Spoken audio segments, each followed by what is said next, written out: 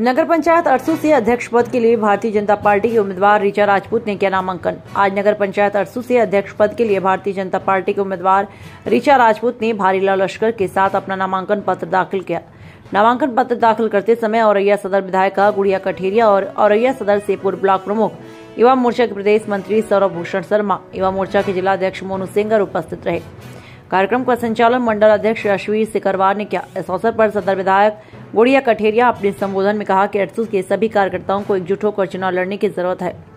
कहा कि पिछले चुनाव में बहुत नजदीकी मुकाबले में भारतीय जनता पार्टी के उम्मीदवार मनोरमा बहुत कम अंतरों से चुनाव हार गए, लेकिन इस बार सभी क्षेत्रीय कार्यकर्ताओं की मेहनत से चुनाव भारतीय जनता पार्टी की युवा उम्मीदवार ऋचा राजपूत को चुनाव जीतना होगा।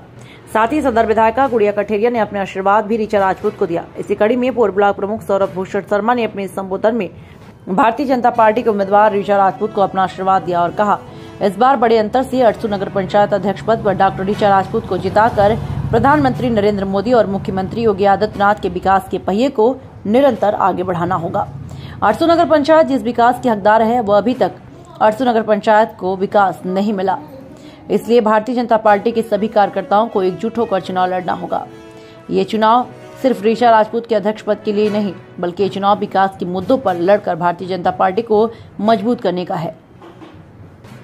अभी मेरे प्रिय परिवार के लोग हैं सारे, शायद कोई भी बाहर कर रही है, और इतने कम समय में इतने ज्यादा लोगों का आना, मुझे मेरी जीत मतलब एकदम पक्की दिखाई दे रही है कि अगर कोई 7 बजे की सूची के बाद अगली 7 बजे से पहले वो प्रतिष्ठित लोग जो गांव में अपना एक वर्चस्व रखते हैं, अगर वो लोग मुझे आशीर्वाद देने आते हैं, तो मुझे लगता है कि मैंने जो भी किया या मेरे पुरखों ने जो भी किया, आज वो सफल हो गया है।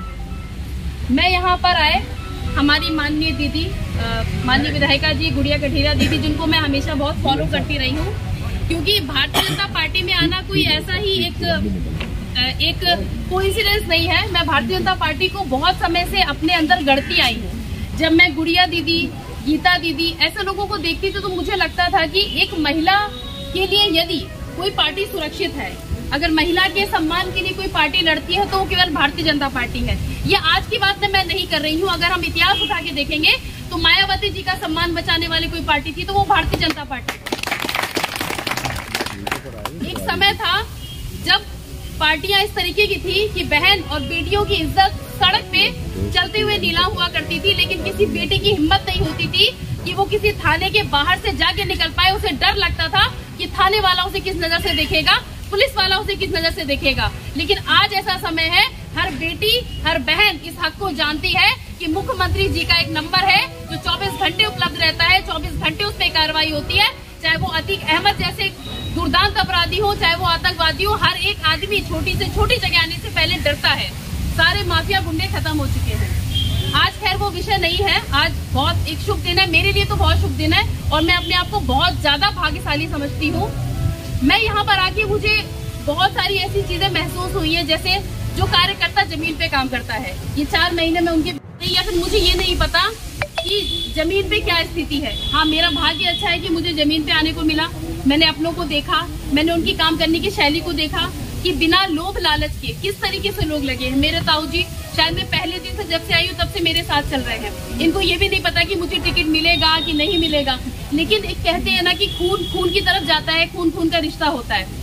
मैं जब प्रदेश में पदाधिकारी बनी थी, सारे प्रदेश के पदाधिकारियों को छोड़कर मेरा सौरभ भूषण शर्मा मेरे भाई से सबसे अच्छे संबंध हुए, बड़े भाई की तरह, और मुझे छोटी बहन की तरह जितना सम्मान देना था सबसे ज्यादा, चाहे वो कोई मंच देना हो, चाहे वो कोई तारीफ हो, चाहे मुझे आगे से आगे जाके मिलाना हो।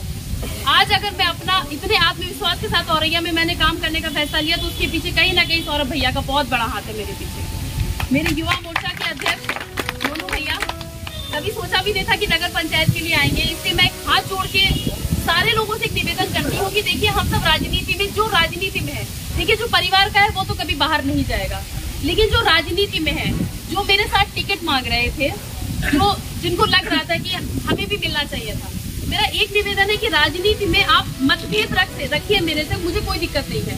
शायद आगे भी हमारे मतभेद रहेंगे, मेरे चाहे भैया हो, चाहे मेरे परिवार के, मेरे स्वयं पिताजी, मेरे माता जी क्यों ना हो, मेरे मतभेद रहेंगे, लेकिन मन भेद मत रखिए।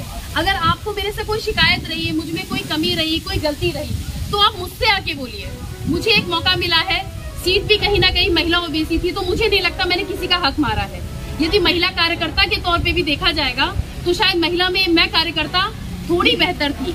हाँ, यदि मैंने किसी पुरुष का हक मारा होता, और वैसे भी मैं तो बेटी हूँ, अगर थोड़ा हक भी मार लूंगी तो चलेगा। तो मुझे लगता है कि आप लोगों ने मुझे जितना भी आशीर्वाद यहाँ दिया है, इतना सौभाग्यशाली यहाँ कोई नहीं रहा है। बस इसी तरीके से आशीर्वाद बना के रखिएगा। दीदी पे तो मुझे पूर्ण भरोसा है, इसीलिए मैं पूरे दम से यहाँ पर उतर आई हूँ। अब जो भी मेरा सम्मान है वो आपका सम्मान है। मेरे माता पिता का बहुत आशीर्वाद रहा है मुझे, जो उन्होंने हमेशा आगे बढ़ाया है राजनीति में, कभी मुझे रोका नहीं। और कहीं ना कहीं मुझे बहुत खुशी हो रही है कि मैं उन लोगों के बीच में आज पहली बार। साथियों, बुजुर्गों, माताएं, बहनें, आज का दिन बहुत ज्यादा बोलने का नहीं है, लेकिन मात्र मैं एक बात कहना चाहता हूं कि अटसू नगर पंचायत का चुनाव 2023 का चुनाव ये सामान्य चुनाव न होने वाला है। ये चुनाव अटसू की तस्वीर और तकदीर बदलने के लिए आज प्रदेश नेतृत्व ने डॉक्टर ऋचा राजपूत को आप सबके बीच में भेजने का काम किया है। डॉक्टर ऋचा राजपूत मेरी नौजवानों की बड़ी नेता भी है, और प्रदेश अटसू नगर पंचायत में जीतने के बाद जो कमियां भारतीय जनता पार्टी को अभी तक दिखाई देती थी, वह कमियां अटसू नगर पंचायत में अब दिखाई नहीं देंगी। ये मेरा वादा भी है आपको। अभी तक हम लोग कहते थे, जब ये तस्वीर जी ने कहा, मंडल जी ने कहा कि बहुत कम अंतर से हम पिछला चुनाव किन्हीं परिस्थितियों बस हार गए। यह चुनाव किसी भी कीमत पे, क्योंकि अगर मैं कुछ ज्यादा कहूंगा तो आदर्श आचार संहिता का उल्लंघन भी होगा, तो मैं उल्लंघन करना नहीं चाहता हूं। लेकिन यह मैं कहना चाहता हूं, आपको विश्वास दिलाना चाहता हूं कि किसी भी कीमत पर, किसी भी परिस्थिति में यह चुनाव जीतने के लिए ही लड़ा जाएगा, और यह चुनाव जीता ही जाएगा। ये आपको विश्वास है। जितने जोश और जितने खरोश से इस बात को मैं कह रहा हूं, वो आप सबके आशीर्वाद के कारण कह रहा हूं, आप सबके मनोबल के कारण इस बात को कह रहा हूं कि अटसू नगर पंचायत का चुनाव हर कीमत पे जीतने के लिए लड़ा जाएगा। और जो आपकी अपेक्षा होगी, वह आपकी अपेक्षा पे निश्चित तौर पे डॉक्टर ऋचा राजपूत खरी उतरने का काम भी करेंगी। अभी कई प्रदेश के नेता भी आपके बीच में जब चुनाव शुरू होगा तो आने का काम करेंगे, और मेरे साथ साथ माननीय विधायक जी भी ऋचा जी की जमानत आपके बीच में लेने का काम करेंगी। तो ये भारतीय जनता पार्टी का विजय रथ जो 2014 से निरंतर आगे चल रहा है, तो आज वह नगर पंचायत और नगर पालिका और महापौर में भी उसी गति से आगे बढ़ता रहे। यह आपके चरणों में निवेदन करता हूं, और ये प्रयास करता हूं कि 11 तारीख को भारी विजय के साथ ऋचा जी को फिर नगर पंचायत में पहुंचाने का काम करेंगे। धन्यवाद। आपके बीच में जब हमें टिकट मिला था, खुशियों से लहर दौड़ गई थी। ये भी आपकी हम नगर पंचायत नगर पालिका में 5 साल घुस नहीं पाते, अपना काम नहीं करा पाते। हमारा इंसान होता है। हम आज आपको भारतीय जनता पार्टी से आज आपने नामांकन किया है, इस पर आप क्या कहेंगे?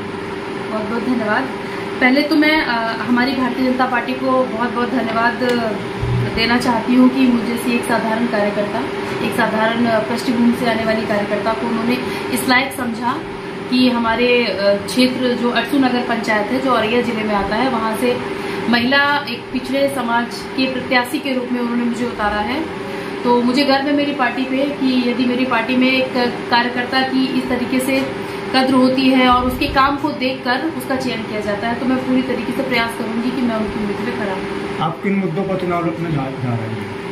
देखिए, ये जो चुनाव है ये नगर पंचायत के चुनाव है, तो ये काफी हद तक ग्रामीण मुद्दों से जुड़े हुए चुनाव होते हैं। जितनी परिस्थितियां मैंने देखी हैं, तो ये वही मुद्दे हैं जो हम अंत्योदय को लेके चलते हैं कि जो व्यक्ति हमारे देश में आखिरी इकाई है, जिसको हम गांव कहते हैं, उनकी जो छोटी छोटी समस्याएं हैं, वहाँ की बेटियों की समस्याएं, महिलाओं की सुरक्षा की समस्याएं, उनकी शिक्षा की समस्याएं, सही समय पे सारी योजनाएं से लोग लाभान्वित हो रहे हैं कि नहीं हो पा रहे, ये मेरे मुख्य मुद्दे रहेंगे। कि मेरे नगर पंचायत अध्यक्ष यदि प्रभु ने चाहा मैं बनी, तो सबसे पहले मेरी जो अग्रिम वरीयता रहेगी वो यही रहेगी कि मैं मुद्दों को पूरे सफल करूँ। रूठे हुए कार्यकर्ताओं को कैसे मिलाएंगे?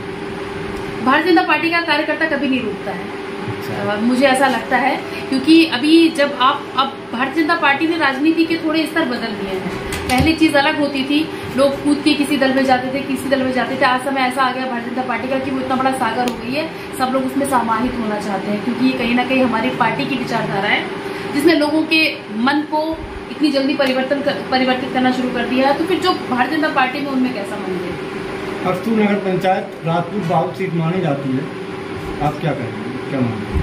हाँ, देखिए, समीकरण तो कभी भी अछूते नहीं रहे हैं चुनाव में हमारा जो कोर्ट का भी फैसला आया उस हिसाब से ये जो हमारा क्षेत्र है वो हमारा एक समाज आता है, पिछड़े समाज, लोधी बाहुल्य क्षेत्र है ये, और बहुत एक ऑनेस्ट वोटर बोलेंगे उसे। माननीय बाबूजी के समय से, माननीय राजू भैया जी के समय से सब हम लोग बहुत ईमानदारी से पार्टी के लिए पूर्णतः समर्पित है। ये ऐसा वोटर है जो भगवान श्री राम के नाम पे, बाबूजी के नाम पे, योगी जी के नाम पे, मोदी जी के नाम पर उसी तरफ ही जाता है जहाँ पर देश के विकास की बात होती है। आप काफी समय से क्षेत्र में हैं, आपको क्या लगता है किन किन समाज से आपको सहयोग मिल रहा है? ये वैसे भी भारतीय जनता पार्टी सर्व समाज पार्टी है।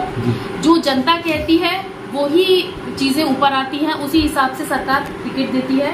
तो मुझे यहाँ पर जितनी भी जातियां हैं, जातियां क्या बोले, एक संगठन बोलिए,